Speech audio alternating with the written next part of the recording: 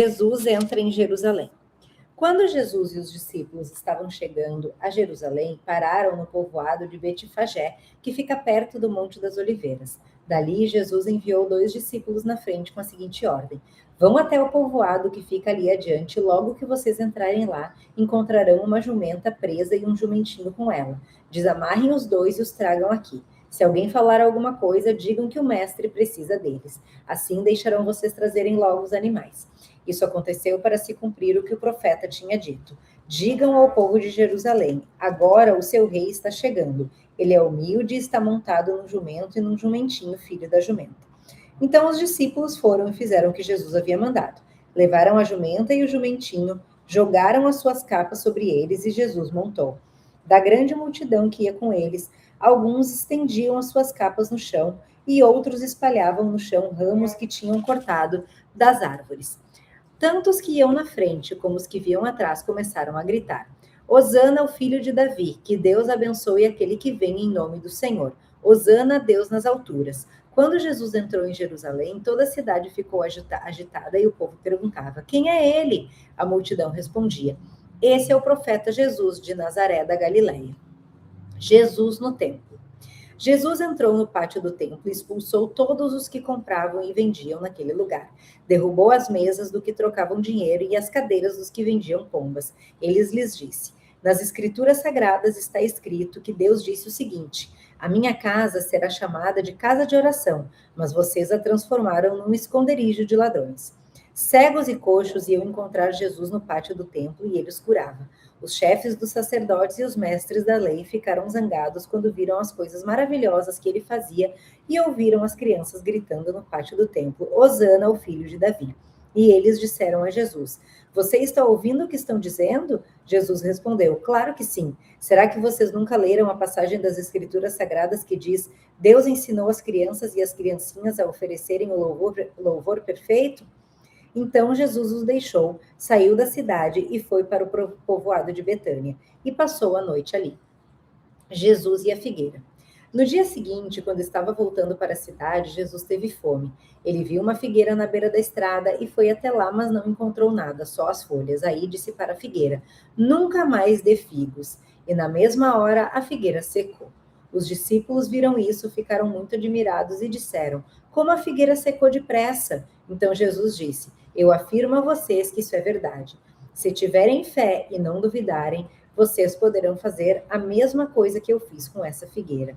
E não somente isso, mas vocês poderão dizer a esse monte: levante-se e jogue-se no mar, e isso acontecerá. Eles se crerem, receberão tudo o que pedirem em oração. A autoridade de Jesus. Jesus chegou no templo e, quando já estava ensinando alguns chefes dos sacerdotes e alguns líderes judeus chegaram perto dele e perguntaram: com que autoridade você faz essas coisas? Quem lhe deu essa autoridade? Jesus respondeu: eu também vou fazer uma pergunta a vocês. Se me derem a resposta certa, eu direi com que autoridade faço essas coisas. Respondam: quem deu autoridade a João para batizar? Foi Deus ou foram pessoas?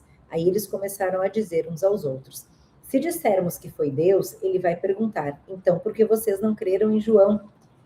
Mas se dissermos que foram pessoas, temos medo do que o povo pode fazer, pois todos acham que João era profeta. Por isso responderam: não sabemos. Então eu também não digo com que autoridade faço essas coisas, disse Jesus. Os 2 filhos.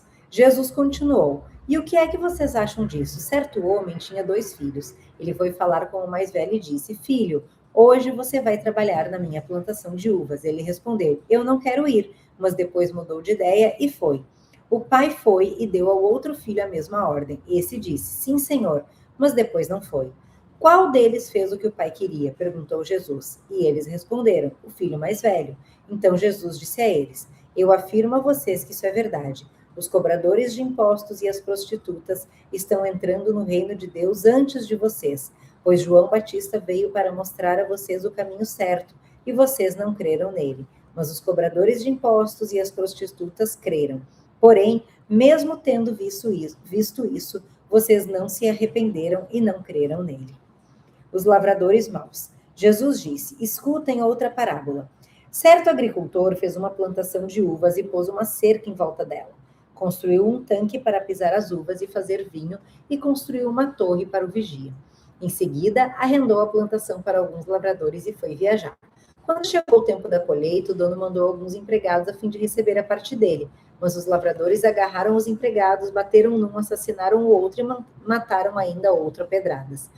Aí o dono mandou mais empregados do que da primeira vez, e os lavradores fizeram a mesma coisa. Depois de tudo isso, ele mandou o seu próprio filho, pensando: o meu filho eles vão respeitar. Mas quando os lavradores viram o filho, disseram uns aos outros: esse é o filho do dono, ele vai herdar a plantação. Vamos matá-lo e a plantação será nossa. Então agarraram o filho e o jogaram para fora da plantação e o mataram. Aí Jesus perguntou: e agora, quando o dono voltar da plantação? Quando o dono da plantação voltar, o que é que ele vai fazer com aqueles lavradores? Eles responderam: com certeza ele vai matar aqueles lavradores maus e vai arrendar a plantação a outros, e esses lhe darão a parte da colheita no tempo certo. Jesus então perguntou: vocês não leram o que as escrituras sagradas dizem? A pedra que os construtores rejeitaram veio a ser a mais importante de todas.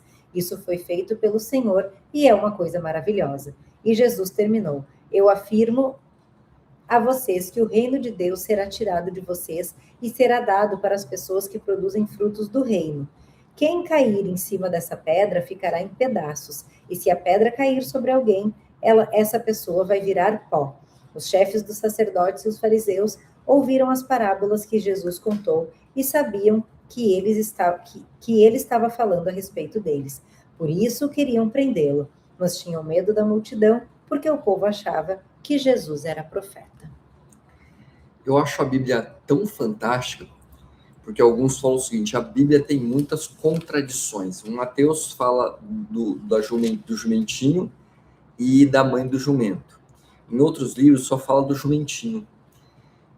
Vocês já contaram uma história anos e anos depois e vocês se lembraram exatamente de cada detalhe? Não. É difícil da gente se lembrar de cada detalhe. Então, a Bíblia é tão fantástica, o Novo Testamento, que cada um, Mateus, Marcos, eles lembram como é a memória deles, mas o conteúdo se faz completo. E essa parte do jumento eu acho muito interessante, porque tem uma historinha que diz o seguinte: o jumentinho chegou para mim e falou: nossa mãe, olha só, eu fui lá e todo mundo me adorou, colocou o tapete na minha frente, me abanou e assim por diante. A mãe do jumentinho falou assim: ah, é, meu filho, que legal. Então, vai lá hoje de novo para ver se o pessoal vai te adorar, para você receber tudo, essa glória, essa manifestação, tudo de novo. E o jumentinho foi e voltou super triste, falou: mãe, dessa vez ninguém me adorou, ninguém me estendeu planta no chão, tapete, nada, manto, nada, ninguém fez nada por mim. E aí a mãe do jumentinho, ela diz o seguinte: porque na verdade, filho, nem tudo é sobre você, mas sobre o que você carrega. Então, o que a gente está carregando? A gente está carregando o amor de Cristo, a gente está carregando essa mensagem importante, a mensagem é importante. E aí alguns dizem o seguinte: pô, mas Jesus condenou a figueira. Muito legal, porque eu anotei isso aqui antes do finalzinho do capítulo. Por que Jesus, ele secou a figueira? Em uma passagem diz o seguinte, que Jesus amaldiçoou a figueira e no dia seguinte, quando ele estava voltando, a figueira estava seca, e nessa passagem de Mateus ele fala que a figueira já secou imediatamente. Então, é a lembrança da pessoa. E por que Jesus fez isso? Porque Jesus, ele justamente está dizendo dos frutos, e logo em seguida ele dá isso na cara. Então, a árvore que não dá fruto, ela será cortada, será arrancada, ela não tem por que continuar viva. Então, dê frutos para Cristo. E muito interessante que nessa passagem ele fala muito a respeito dos filhos eleitos. Os filhos eleitos. Então, quem eram os filhos eleitos? Era o povo judeu. O judeu era o povo eleito. E mesmo assim, os judeus não aceitaram Cristo, não todos, tá? Não aceitaram Cristo. Tanto que todos os discípulos eram judeus. Todos uma hipérbole, mas enfim. Então, o povo de Deus, que conhecia a profecia, que estudou tudo, que sabia que Cristo ia vir. E que viu tudo que Cristo fez. Viu tudo que Cristo fez. Com olhos e ouvidos, não ouviram e não viram. Não acreditaram. Então, Jesus, ele estende a sua irmandade. Deus estende os seus filhos para os gentios. Então, que a gente não pode ser seco e ser materialista. Materialista não do ponto de vista de querer dinheiro, mas assim, do ponto de vista de não acreditar nos milagres de Deus. Porque muitas vezes a gente ouve alguma coisa, conta alguma coisa, e porque isso não faz sentido do ponto de vista físico, a pessoa não acredita.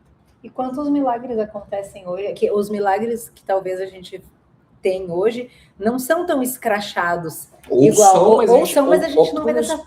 Mas antes, tipo, hoje a gente não realmente não se observa um cego ver do nada. A gente talvez até exista, mas a gente não vê isso com esses olhos. Mas quantos outros milagres acontecem na vida da gente? A gente sair de casa. É maior do que isso, depois eu vou falar de 2. A gente sair de casa e voltar para casa com saúde, bem, nessa loucura. Às vezes tem gente que mora em cidade grande, na loucura de um trânsito, por exemplo. Isso é um milagre.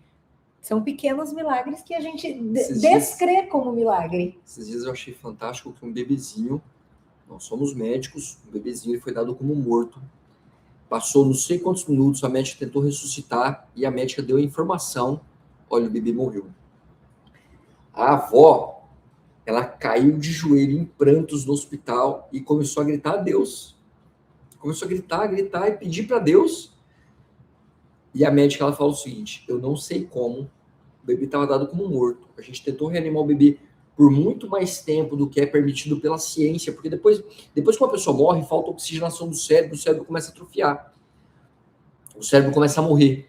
Então, essa médica, ela falou que fez tudo um pouco mais, e a avó caiu de joelho, orou, e o bebê voltou à vida, com o óbito pronto.